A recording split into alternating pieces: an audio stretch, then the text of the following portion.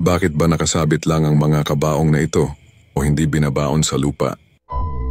Ang hanging coffins daw sa China ay pangunahing pinaniniwalaan at isinagawa ng ilang mga sinaunang etnikong minorya sa Timog Kanlurang China, particular ang mga Bo people at Guyu people.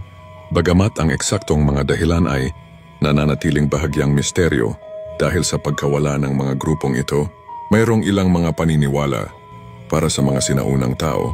Ang matataas na lugar tulad ng mga bangin at bundok ay itinuturing na sagrado at mas malapit sa langit o sa kaharian ng mga Diyos.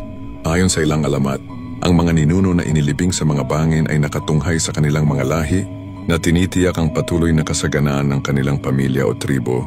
Ang mga pinakakilalang nagsagawa ng tradisyon ng hanging coffins sa China ay ang mga Bo people sa mga probinsya ng Sichuan at Yunnan, at ang mga Guyue people sa lugar ng Dragon Tiger Mountain sa Jiangxi.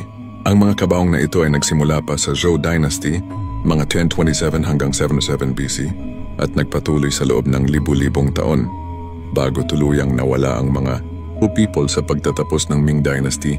Sa Pilipinas ay meron din tayong ganitong tradisyon sa Sagada Mountain Province.